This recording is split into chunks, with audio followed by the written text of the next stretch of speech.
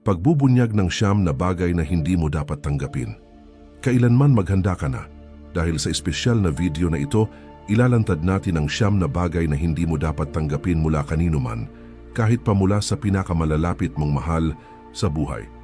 At hindi natin pinag-uusapan ang pangit na medyas tuwing Pasko. May mga bagay talagang hindi dapat pinapalampas, mula sa mga opinyong hindi mo hinihingi hanggang sa mga inaasahan ng ibang tao na maaaring pumigil sa iyong personal na paglago. Pero huwag kang mag-alala dahil hindi mo lang matutukoy ang mga emosyonal na patibong na ito, ituturo ko rin sa iyo kung paano mo ito tatanggihan ng may respeto at kumpiyansa. At sa dulo ng video, ibubunyag ko ang pinakamapaminsalang bagay na kailan may hindi mo dapat tanggapin at kung paano mo ito magagamit sa iyong sariling kapakinabangan. Tara na, simulan na natin. 1.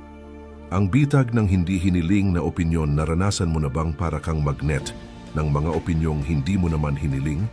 Alam mo yung mga opinyong basta na lang dumarating na parang mga naglalako sa kalsada. Pilit kang inaalok ng bagay na hindi mo naman kailangan o hiningi.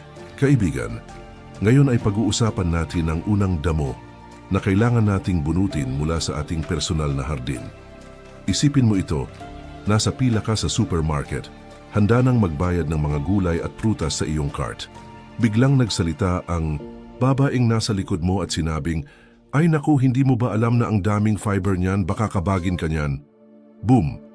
Isang klasikong halimbawa ng hindi hiniling na opinyon. Akala natin minsan wala namang masama, nakakatawa pa nga. Pero ang totoo, ang mga hindi hiniling na opinyon ay maaaring kasing lason ng pamatay damo sa ating mga pangarap at kumpiyansa sa sarili. Bakit? Dahil nang hindi natin namamalayan, nagsisimula tayong pagdudahan ng ating mga desisyon, questionin ang sarili nating pag-iisip, at sa pinakamalalang kaso, mamuhay ayon sa inaasahan ng iba. May sinabi ang dakilang si Marcus Aurelius, Romanong emperador at pilosopong Stoic, tungkol dito. Isinulat niya, "Huwag mong intindihin ang opinyon ng iba maliban na lang kung ito ay umaayon sa sarili mong mga prinsipyo." Kay gandang karunungan sa iilang salita. Pero paano nga ba natin ito maisa sa buhay araw-araw? Hindi ibig sabihin nito na magiging masungit tayong parang ermitanyo na walang pakialam sa lahat.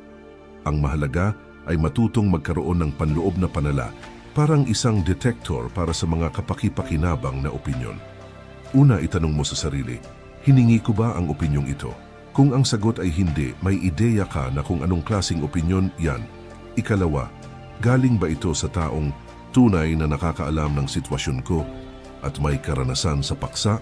Kung kapitbahay mo lang ang nagbibigay ng opinyon tungkol sa iyong karera, pero ni minsan ay hindi pa siya nagtrabaho sa larangang iyon, baka hindi siya ang pinakamakapangyarihang boses sa usaping ito. At ito ang pinakamahalaga. Tumutugma ba ang opinyong ito sa aking mga halaga at layunin? Dahil sa bandang huli, ikaw ang may pinakamalalim na pag-unawa sa sarili mong buhay. Walang ibang mas nakakakilala sa iyong mga pangarap, takot at motibasyon kundi ikaw mismo. Ngayon, hindi naman namin sinasabing iwasan mo na ang lahat ng payo. Minsan, kahit hindi hiniling, may mga opinyon na may taglay na ginto. Ang susi ay matutong salain ang mga ito. Parang naghahanap ng ginto sa ilog na puno ng bato. Kaya sa susunod na may mag-alok sa iyo ng opinyong hindi mo naman hiningi, ngumiti ka. Igalang mo ang hangarin nila, oo, kahit pa yon ay galing lang sa babaeng nasa pila sa grocery. At pagkatapos, ikaw ang magpasya kung karapat-dapat ba ang opinyon na iyon sa iyong mental na hardin o mas mainam na hayaan na lang itong lumipad palayo. Tandaan mo, ang iyong isipan ay parang isang magandang hardin. Ingatan mo kung anong itinatanim mo rito dahil yon ang siyang tutubo. At kung may makalusot mang opinyon na hindi mo hiniling, huwag kang mag-atubiling gamitin ang iyong mental na gunting para putulin ito. Facts. Ang mapanganib na regalo ng mga inaasahan ng iba na ramdaman mo na bang parang hindi mo nabuhay ang iyong pinamumuhay. Isipin mong ang buhay mo ay isang magandang blankong canvas. Nasa kamay mo ang paintbrush, handang lumikha ng sariling obra maestra. Pero bigla, bam, dumating ang iyong mga magulang, ang boss mo, mga kaibigan, at pati na ang lipunan, bawat isa may dalang sariling palet ng kulay. at sinasabi kung paano mo dapat pinturahan ang iyong larawan. Dapat abogado ka, sabi ng isa. Magpakasal ka bago mag-30, giit ng isa pa. Bumili ka ng bahay, magkaanak, maghanap ng matinong trabaho. Sigaw nilang sabay-sabay. At bago mo pamamalayan, puno na ng mga guhit ang canvas mo, mga guhit na hindi mo nakilala bilang sarili mong likha. Ang regalong ito ng mga inaasahan ng iba ay mas delikado pa kaysa sa ahas na nagtatago sa iyong hardin. Bakit? Dahil kumpara sa mga opinyong hindi mo naman hiniling, ang mga inaasahang ito ay kadalasang galing sa mga taong mahal at nirerespeto mo, kaya mas mahirap balewalain. Pero heto ang nakakatawang katotohanan. Puno ang kasaysayan ng mga taong naglakas loob na sirain ang molde ng inaasahan. Pamilyar ba sa iyo ang pangalang Albert Einstein? Oo, yung magulong buhok na henyo na binago ang mundo ng pisika. Alam mo bang itinuturing siyang mahina ng mga guro niya noon? Sinabihan, pa siya na wala siyang mararating sa buhay. Ang laki ng kanilang pagkakamali. Hindi lang sinuway ni Einstein ang mga inaasahan sa kanya. Pinasag niya ang mga ito. Naglakas loob siyang mag-isip ng iba, questionin ang nakagawian, at sa bandang huli, binago niya ang ating pagkaunawa sa universo. Maisip mo kaya kung pinakinggan niya ang lahat ng nagduda sa kanya. Ngayon, hindi ibig sabihin nito na iwasan mo na lang lahat ng tao sa paligid mo at mamuhay ka na lang na parang rebelde sa kabundukan. Ang mahalaga ay matutong salain ang mga inaasahan, piliin kung alin ang talagang kaayon ng iyong pagkatao at alin ang dapat ng pakawalan. Dito na papasok ang ating mga kaibigang Stoic. Si Epictetus, isang Stoic na pilosopo, may matalinong pamamaraan sa pagharap sa mga inaasahan ng iba. Sabi niya, may mga bagay na kontrolado natin at may mga bagay na hindi. Simple, di ba? Pero sobrang makapangyarihan. Kung iaangkop natin ito sa mga inaasahan ng iba, ganito ang prinsipyo. Hindi mo kayang kontrolin ang iniisip at inaasahan nila sa iyo, pero ikaw ang may kapangyarihang piliin kung paano ka tutugon sa mga iyon. Kaya sa susunod na maramdaman mong pasan mo ang bigat ng mga inaasahan ng iba, subukan mo ito. Huminga ng malalim at alalahanin. Inaasahan nila iyon, hindi ako. Itanong mo sa sarili, ang inaasahang ito ba ay tugma sa aking mga pinahahalagahan at layunin sa buhay? Kung hindi, magpasalamat ka na lang sa layunin ng payo. Karaniwan naman kasi ay galing ito sa pag-aalala. At pagkatapos, hayaan mo na itong lumipad palayo.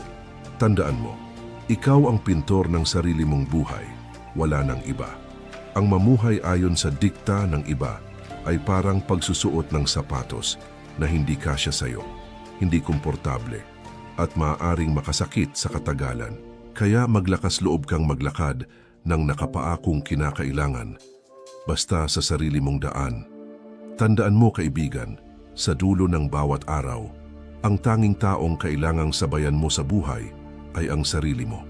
Kaya bakit hindi gawing isang kapanapanabik at totoo isang buhay na malaya sa bigat ng mga inaasahan ng iba? Ang nakatagong pabigat ng mga pabor na may lihim na motibo.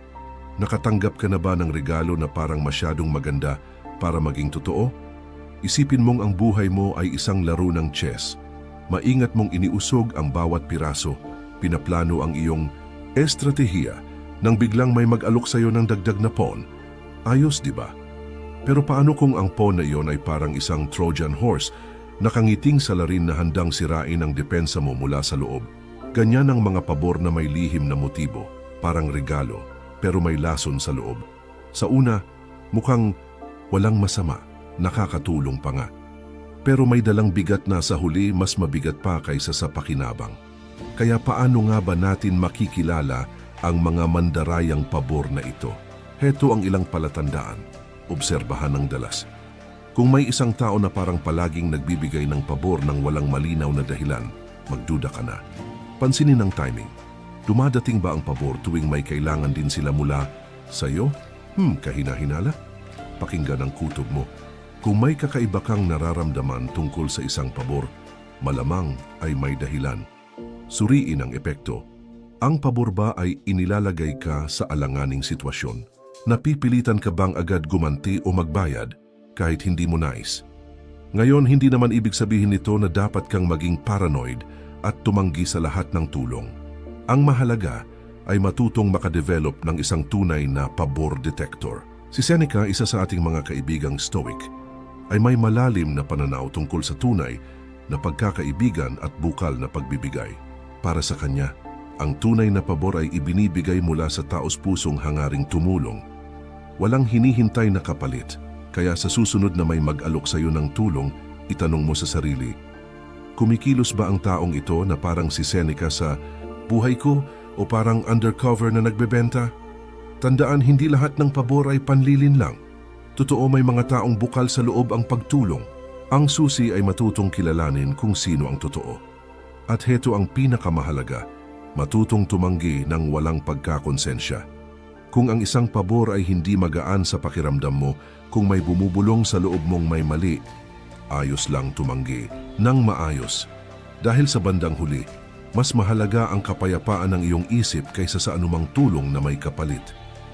Kaya kaibigan, sa susunod na may mag-alok ng pabor na parang sobrang ganda para maging totoo, huminto ka sandali, huminga ng malalim, suriin ang sitwasyon at alalahanin. Sa larong ito na tinatawag na buhay, ikaw ang pangunahing manlalaro. Huwag mong hayaang iba ang magtakda kung paano mo igagalaw ang mga piraso mo. Ang ikaapat na nakalalasong elemento, ang palagiang negatibidad ngayon. Dumako naman tayo sa ikaapat na nakalalasong elemento na dapat nating iwasan, ang palagiang negatibidad. Napansin mo na ba kung paanong may mga tao na tila may maitim na ulap na palaging nakasabit sa ulunan nila, laging bumubuhos ng pesimismo sa lahat ng nasa paligid nila? Isipin mong ang isipan mo ay isang magandang hardin na namumukadkad. Ngayon, isipin mo ang mga negatibong tao na parang mga gutom na suso, handang kainin ang bawat usbong ng positibong damdamin na sinusubukan mong palaguin. Nakakatakot, di ba? Ang totoo, ang palagiang negatibidad ay parang banayad na laso na unti-unting pumapasok sa ating buhay nang hindi natin namamalayan. Sa simula, tila wala lang, normal pa nga. Sino ba naman ang hindi nagrereklamo paminsan-minsan, di ba? Pero kapag ang negatibidad ay naging bahagi na ng araw-araw, unti-unti nitong kinukupkop ang ating kasiyahan at kalusugang pangkaisipan. At hindi lang ako ang nagsasabi niyan, may patunay ang agham. Ayon sa mga pag-aaral, nakakahawa ang emosyon. Tama, kaibigan, parang sipon lang ang negatibidad. Mabilis kumapit. Tinatawag ito ng mga eksperto na emotional contagion. At totoo ito gaya ng hangin na hinihinga mo. Sa isang pag-aaral mula sa Indiana University, natuklasang ang matagal na pagkalantad sa negatibidad ay maaaring makaapekto sa takbo ng ating utak. Isipin mo yan, hindi lang nito sinisira ang araw mo, maaari pa nitong baguhin ang paraan ng pag-iisip mo. Kaya anong magagawa natin? Paano tayo makakaiwas sa lasong ito nang hindi nagkukulong sa mundo? Dito na naman papasok ang ating mga Stoic na kaibigan. Si Marcus Aurelius, ang emperador, may napakahusay na teknik para mapanatili ang katahimikan sa gitna ng negatibidad. Sabi niya, pumili kang huwag masaktan at hindi ka masasaktan. Huwag mong maramdaman na ikaw ay sinasaktan at hindi ka masasaktan. Mukhang simple, di ba? Pero napakalalim. Ang itinuturo sa atin ni Marcus Aurelius ay ito, may kapangyarihan. Tayo na piliin kung paano tayo tutugon sa negatibidad ng iba. Kaya sa susunod na maramdaman mong nalulubog ka sa isang spiral ng negatibong damdamin, subukan mo ito. Huminga ka ng malalim at alalahanin na ang emosyon at iniisip ng iba ay hindi kailangang maging sayo. Itanong sa sarili, may halaga ba sa akin ang negatibidad na ito? Kung hindi, oras na para magtakda ng hangganan, magpakita ng empatiya. Minsan ang pinaka-negatibong tao ay ang mga taong may matinding pinagdadaanan. Unawain mo sila, pero huwag mong pasanin ang bigat nila. Alagaan ang sarili mong hardin ng isipan. Punuin mo ito ng positibong kaisipan, pasasalamat at mabubuting gawain. Tandaan mo, hindi mo kontrolado ang negatibidad ng iba, pero kontrolado mo kung paano mo ito haharapin. Huwag mong hayaang balutin ng pesimismo ng ibang tao ang pananaw mo sa buhay. At kung napapalibutan ka ng sobrang negatibong enerhiya, baka panahon na para magbawas o baguhin ang mga taong madalas mong kasalamuha. Sabi nga ng Griegong pilosopong si Epictetus, Ang susi sa kaligayahan at tagumpay ay ang pumili ng tamang taong dapat mong samahan. Kaya kaibigan, handa ka na bang tukuyin at i-neutralize ang negatibidad sa buhay mo? Tandaan mo, ang iyong isipan ay isang magandang hardin. Alagaan mo ito, linangin mo ito, at huwag hayaang tumubo ang mga damong ligaw ng negatibidad. Bago tayo dumako sa ikalimang bitag na dapat iwasan, kung nagugustuhan mo ang video na ito, huwag kalimutang i-like at mag-subscribe sa channel. I-click na rin ang bell para hindi ka mahuli sa susunod na mga video. At kung katulad kita na interesado sa ganitong content, mag-comment ng gusto ko ang Stoicism. By the way, kung nais mong maging bahagi ng magandang komunidad na ito, pwede kang maging miyembro ng channel sa pamamagitan ng pag-click sa link na nakapin sa comment section. Tara, magpatuloy tayong matuto at pagandahin ang ating mga buhay sama-sama. Ang mapanganib na ilusyong dulot ng panlabas na pagpapatunay. Naranasan mo na bang paulit-ulit mong tinitingnan ang cellphone mo, sabik na naghihintay ng notification na may nag-like sa huli mong post? Kung oo, hindi ka nag-iisa. Isipin mo ang iyong self-esteem o pagpapahalaga sa sarili na parang isang lobo. Bawat like, papuri o topic sa likod ay parang hangin na nagpapalaki rito. Ang saya, di ba? Pero heto ang tanong, ano ang mangyayari kapag huminto ang mga hangin na yan? Ang patuloy na paghahanap ng pagpapatunay mula sa iba ay parang pagtatayo ng bahay sa buhangin, parang matatag sa umpisa pero sa isang iglap pwedeng gumuho. At maniwala ka, ayaw mong mangyari yon habang nandun ka. Hayaan mong ikwento ko ang isang nakakatawang anekdota na sakto sa punto. Isang araw nag-post si Juan ng litrato ng kanyang almusal. Isang simpleng mangkok ng oatmeal. 20 minuto siyang naghanap ng perpektong filter, 10 minuto para sa witty na caption, tapos naghintay. Bawat 30 segundo sa loob ng isang oras, tinitingnan niya ang cellphone niya. Nang dumating ang unang like, muntik na siyang tumalon sa tuwa. Pero makalipas ang 2 oras at 6 na like lang ang nakuha niya, bigla siyang napunta sa spiral ng pagdududa sa sarili. Ganon ba kaboring ang buhay ko? Tanong niya. Dapat ba nilagyan ko ng strawberries, pamilyar? Madali nating pagtawanan si Juan, pero kung tutuusin, karamihan sa atin ay nahuhulog din sa parehong bitag, siguro nga lang sa hindi ganong ka-obvious na paraan. Ngayon, ano kayang sasabihin ng kaibigan nating si Epictetus tungkol dito? Bilang isang stoic na pilosopo, may malalim siyang pananaw tungkol sa tunay na pinagmumulan ng self-esteem. Sabi niya, huwag mong asahan na mangyari ang mga bagay ayon sa gusto mo. Sa halip, matutong gustuhin ang mga nangyayari ayon sa pagkakaganap ng mga ito at ikaw ay magiging masaya.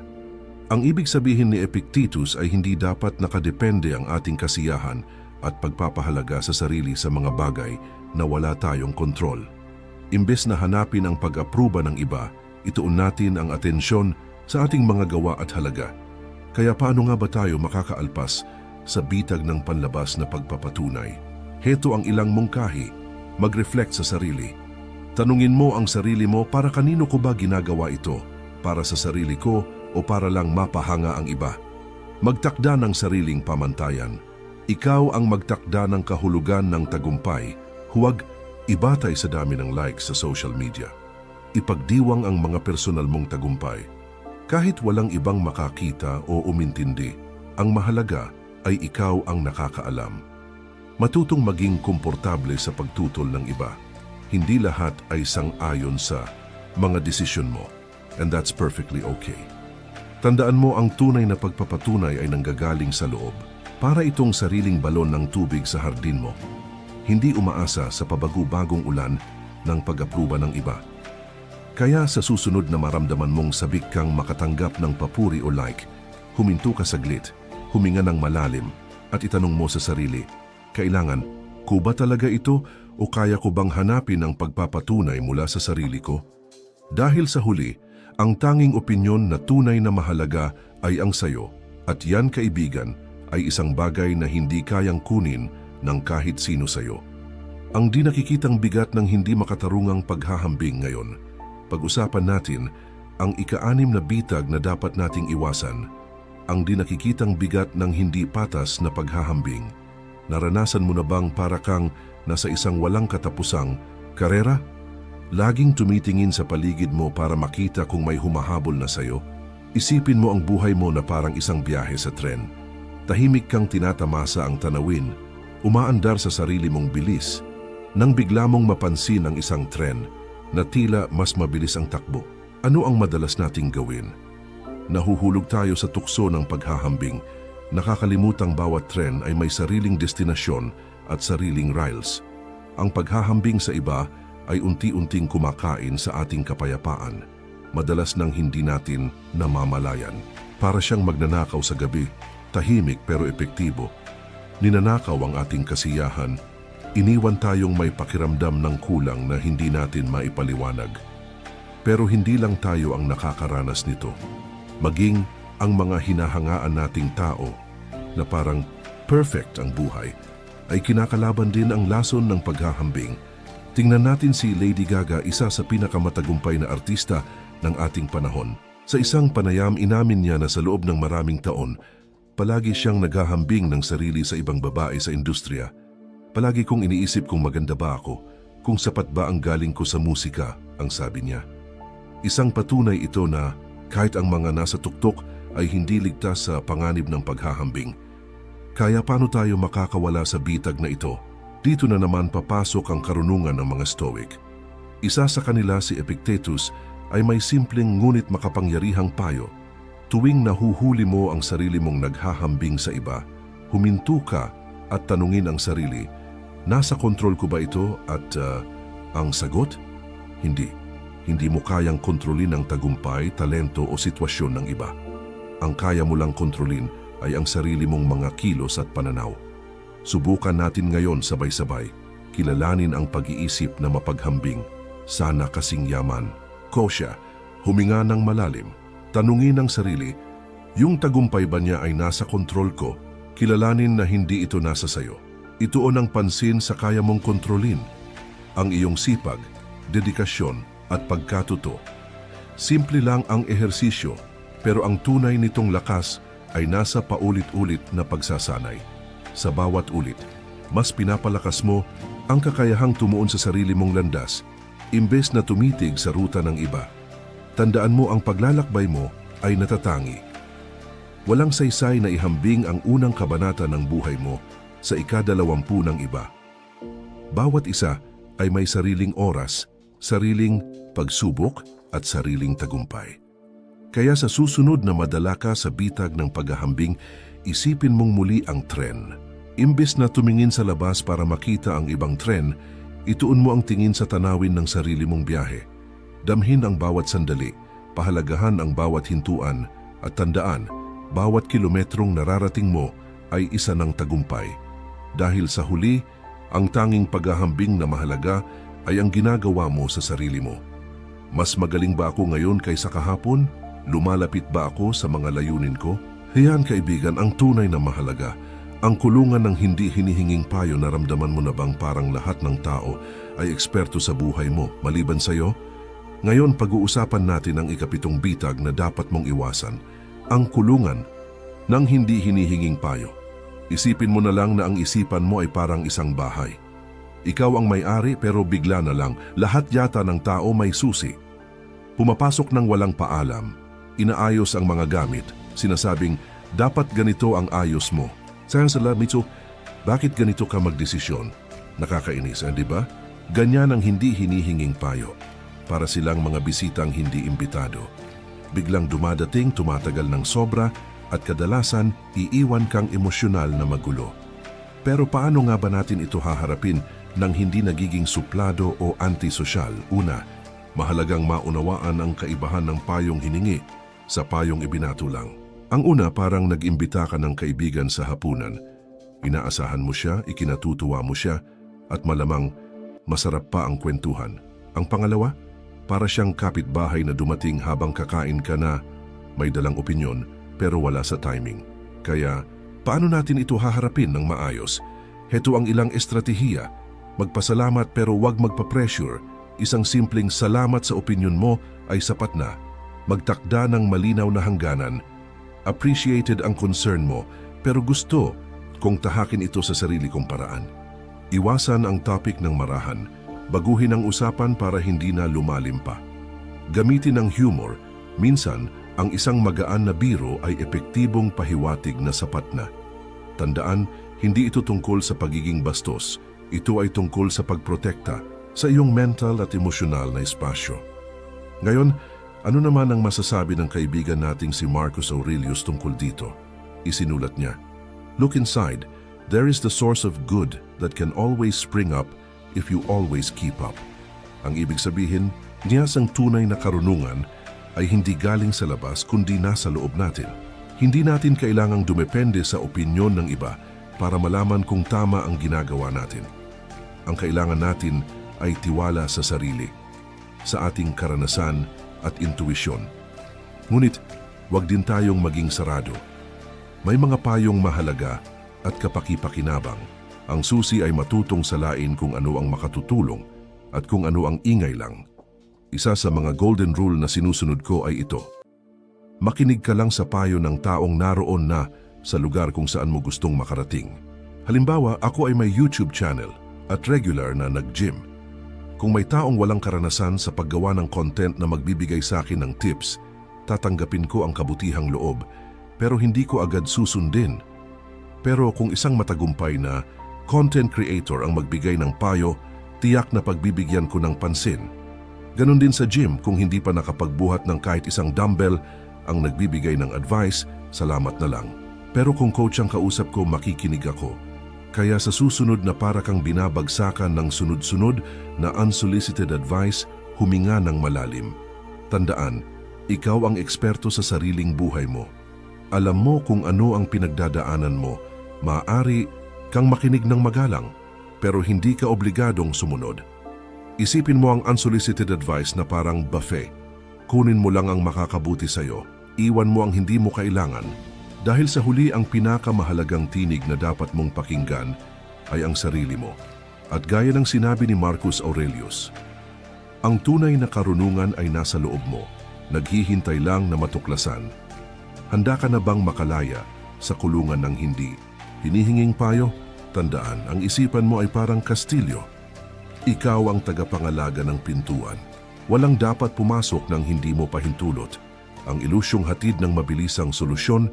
Naranasan mo na bang matuksong maghanap ng mahiwagang paraan para masolusyonan ang iyong mga problema? Isipin mo ang iyong buhay bilang isang dambuhalang palaisipan. Bawat piraso ay kumakatawan sa isang hamon, isang karanasan sa pagkatuto. Ngayon, paano kung may mag-alok sa iyo ng isang superglue na nangakong pagsasamahin lahat ng piraso sa isang iglap? Nakakaakit, hindi ba? Pero, totoo nga ba ito? Ang mabilisang solusyon ay parang ganyang imahinasyong pandikit, nangangako ng agarang resulta. Pero kadalasan ang naiiwan sa atin ay isang malagkit at magulong-gulo. Bakit ba paulit-ulit tayong nahuhulog sa bitag na ito? Isang pag-aaral na isinagawa ng mga psikologo mula sa University of Pennsylvania ang nagbigay liwanag sa phenomenon na ito. Natuklasan nilang ang ating utak ay nakaprograma na hanapin ang landas na may pinakamababang hadlang kapag nahaharap sa komplikadong problema. Isang primitibong bahagi ng ating utak ang naghahangad ng agarang solusyon kahit pa sinasabi ng lohika na malabo itong gumana. Ngunit narito ang problema, hindi ganoon ang takbo ng totoong buhay. Ang mahahalagang hamon ay nangangailangan ng panahon, pagsisikap at tiyaga para mapagtagumpayan. Walang mahiwagang pildoras para sa tagumpay, gaano man natin ito gustuhin. Paano natin maiiwasan ang tukso ng mabilisang solusyon? Dito pumapasok ang karunungan ng mga Stoic. Si Epictetus, isa sa mga dakilang pilosopong Stoic, ay nagpapaalala, walang dakilang tagumpay ang nakakamtan ng biglaan. Ang simpleng katagang ito ay naglalaman ng malalim na katotohanan. Ang tunay na mahalagang mga tagumpay ay nangangailangan ng pasensya at patuloy na pagsisikap. Hindi ito tungkol sa paghahanap ng shortcut, kundi sa pagyakap sa proseso at pagkatuto sa bawat hakbang. Subukan nating sama-samang magsanay kung paano harapin ang mga hamon sa isang mas stoic na pamamaraan. Tukoy ng malinaw ang problema, ibigay ang tiyak na layunin na nais mong makamit, yakapin ang komplikasyon, kilalanin na ang mahahalagang problema ay bihirang may simpleng solusyon. Magplano para sa pangmatagalan, magtakda ng makatotohanang layunin at hatiin ang proseso sa mga hakbang na kayang gawin. Linangin ang pasensya, alalahanin na ang tunay na progreso ay dumarating sa tamang panahon. Ipagdiwang ang maliliit na tagumpay, bawat hakbang pasulong ay isang panalo. Sa susunod na matukso ka ng isang mabilisang solusyon, huminto ka muna, huminga ng malalim, at itanong sa iyong sarili, hinahanap ko ba ang madaling daan o handa ba akong gawin ang kinakailangang pagsusumikap? Sapagkat sa huli, ang mga pangmatagalang solusyon ay hindi matatagpuan sa isang mahiwagang pildoras o lihim na pamamaraan. Nabubuo ang mga ito sa tuloy-tuloy na pagsusumikap, pasensya at pagtitiyaga. Gaya ng sabi ni Epictetus, ang mga kahirapan ang nagpapakita kung sino talaga ang isang tao.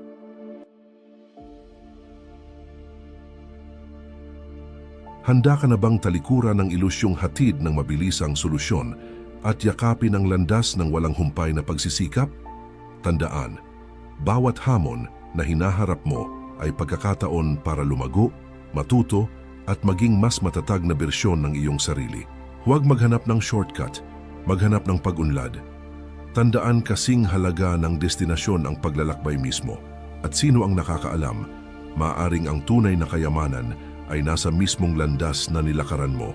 Ang sising hindi natin dapat pasanin ngayon, tumako naman tayo sa ikasiyam at huling bitag na dapat nating iwasan. Ang sising hindi sa atin. Naranasan mo na bang para kang magneto ng pagkakasalang hindi mo naman ginawa? Isipin mong parang hardin ang iyong isipan.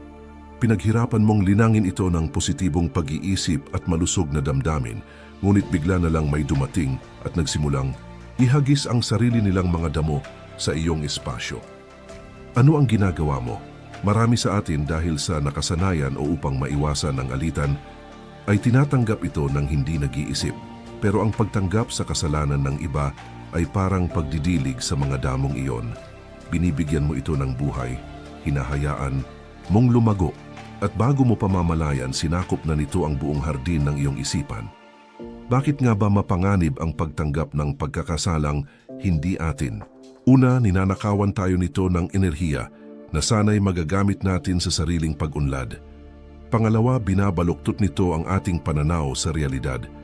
At pangatlo, ikinakadena tayo nito sa mga siklo ng pagiging biktima. Paano tayo makakawala sa bitag na ito? Narito ang isang praktikal na teknik upang makapaglatag ng malusog na hangganan. Tukuyin. Kilalanin kapag may taong sinusubukang ipasa sa iyo ang sisi. Huminga. Maglaan ng sandali upang kumalma bago tumugon. Igalang. Kilalanin ang nararamdaman ng iba, ngunit huwag tanggapin ang sisi. Magtakda ng hangganan. Ipahayag ng malinaw na hindi mo tatanggapin ang sisi. Ibalik. Hikayatin ang tao na humanap ng makabuluhang solusyon. Gamitin ang teknik na ito at makikita mong muling mamumukadkad ang iyong mental na hardin, malaya sa mga damo ng pagkakasalang hindi naman sa iyo. Tandaan ang sinabi ng ating kaibigang si Epictetus, hindi ang mga bagay ang gumugulo sa atin, kundi ang opinyon natin tungkol sa mga ito. Ang itinuturo sa atin ni Epictetus ay may kapangyarihan tayong pumili kung paano natin titingnan ang mga pangyayari. Kaya sa susunod na may magtangkang ipasa sa iyo ang kanilang sisi, alalahanin mong ikaw ang hardinero ng iyong isipan. Ikaw ang may kapangyarihang magpasya kung anong halaman ang lalaki roon at alin ang hindi. Hindi ito tungkol sa pagiging manhid sa problema ng iba. Ito ay tungkol sa pagpapanatili ng balanseng kaisipan. Maaari kang magpakita ng suporta at empatiya ng hindi kinakailangang pasanin ng sisi ng iba. Tandaan, sa bawat pagkakataong tinatanggihan mo ang hindi makatarungang sisi, nagtatanim ka ng butil ng pagpapahalaga at paggalang sa sarili. At ang mga ito ang pinakamagandang bulaklak na maaari mong itanim sa iyong hardin ng isipan. Handa ka na bang palayain ang iyong sarili mula sa bitag ng kasalanang hindi sa iyo? Simulan mo ngayon. Obserbahan ang iyong mga pakikisalamuha. Tukuyin kung kailan may sumusubok na ipasa sa iyo ang sisi at magsimulang magtakda ng malusog na hangganan. Gawin mo ang makakaya mo sa loob ng iyong kapangyarihan at tanggapin ang natitira sa kung anumang paraan ito dumating. Sa buong espesyal na bidyong ito, tinahak natin ang mga bitag na ito. 9 na bitag na dapat nating iwasan sa araw-araw na buhay, mula sa mga hindi hinihinging opinyon hanggang sa mga kasalanang hindi naman atin na ibunyag na natin ang mga tahimik na magnanakaw ng ating kapanatagan. Ngunit paano nga ba tayo kikilos pagkatapos malaman ang lahat ng ito? Ang sagot, sa pamamagitan ng matalinong pagtanggi. Anong gagawin natin sa lahat ng kaalamang ito? Dito pumapasok ang sining ng matalinong pagtanggi. Hindi ito basta-bastang pagsasara ng mga pintuan, kundi ang maingat at makabuluhang pagpili kung ano ang papayagan nating pumasok sa ating buhay. Para kang tagabantay ng isang eksklusibong club, hindi lahat ay karapat-dapat makapasok. Isipin mo ang iyong isipan bilang isang magandang hardin. Ang matalinong pagtanggi ang nagsisilbing bakod na pumuprotekta sa iyong mga bulaklak laban sa mga damo. Bawat hindi na sinasabi mo sa mga bagay na hindi na nakakatulong sa iyo ay isang oo para sa iyong personal na paglago. Ngunit paano natin maisasabuhay ito nang hindi tayo nakakaramdam ng pagkakasala? Narito ang ilang estratehiya para maisabuhay ang matalinong pagtanggi. Una, kilalanin ang iyong halaga. Tandaan na ang iyong oras at enerhiya ay mahalagang yaman. Pangalawa, maging magalang pero matatag, hindi mo kailangang maging bastos para magtakda ng hangganan. Pangatlo, magbigay ng alternatibo kung maaari. Minsan ang hindi ay maaaring hindi pa ngayon o sa ibang paraan. Pang-apat, magsanay ng sariling pagmumuni-muni. Itanong sa iyong sarili kung ang mga kasalukuyan mong ginagawa ay talagang nakakatulong sa iyo. Mayroon akong mungkahing huling ehersisyo upang maisabuhay ang lahat ng natutunan natin. Kumuha ka ng isang papel at hatiin ito sa 2 kolum. Sa unang kolum, isulat mo ang lahat ng bagay na tinatanggap mo sa buhay na hindi na talaga nakakatulong sa iyo. Mga walang kabuluhang obligasyon, nakakalason na relasyon, o negatibong gawi. Sa ikalawang kolum, isulat mo kung ano ang iyong makakamtan kapag tinigilan mo na ang pagtanggap sa mga ito. Mas maraming oras, kapayapaan ng isip at enerhiya para sa mga bagay na tunay mong mahal. Tandaan, bawat hindi ay isang pagkakataon para sa isang mas makahulugang o. Ang matalinong pagtanggi ay hindi pagsasara ng sarili sa mundo, kundi pagbubukas ng espasyo para sa mga bagay na tunay na mahalaga. Para itong paglilinis ng iyong emosyonal na aparador, minsan kailangan mong alisin ang luma upang magkaroon ng puwang para sa bago. Kaya sa susunod na humarap ka sa isang desisyon, itanong mo sa iyong sarili, karapat-dapat ba ito sa aking mental na hardin? Kung ang sagot ay hindi, huwag kang mag-atubiling tanggihan ito. Pinoprotektahan mo ang isang bagay na walang kapantay. Ang iyong panloob na kapayapaan, ang iyong pagmamahal sa sarili at ang iyong kakayahang lumago. Gaya ng sinabi ni Marcus Aurelius, napakakaunti ang kinakailangan upang maging masaya sa buhay. Lahat ng ito ay nasa loob mo, nasa paraan ng iyong pag-iisip. Nagsisimula ang iyong kalayaan sa iyong isipan. Ikaw ang kapitan ng iyong barko at ikaw ang arkitekto ng iyong buhay. Handa ka na bang hawakan ang manibela at tahakin ang daan patungo sa isang makabuluhang buhay? Kung nakarating ka hanggang dito, isulat mo ang pagmamahal sa sarili sa mga komento para malaman kung isa ka sa mga kampiyong nakatapos ng video. Huwag kalimutang i-like, mag-subscribe at i-on ang notification bell para sa mas marami pang nilalamang tulad nito. I-share mo rin ang video sa mga taong sa tingin mo ay makikinabang dito at suportahan ang channel sa pamamagitan ng pagiging miyembro. Nasa nakapin na komento ang link. Ngayon, inirerekomenda kong panoorin mo ang isa sa 2 videong ito upang ipagpatuloy ang iyong paglalakbay sa stoicism at psikolohiya ng tao. Isang mahigpit na yakap at hanggang sa muli.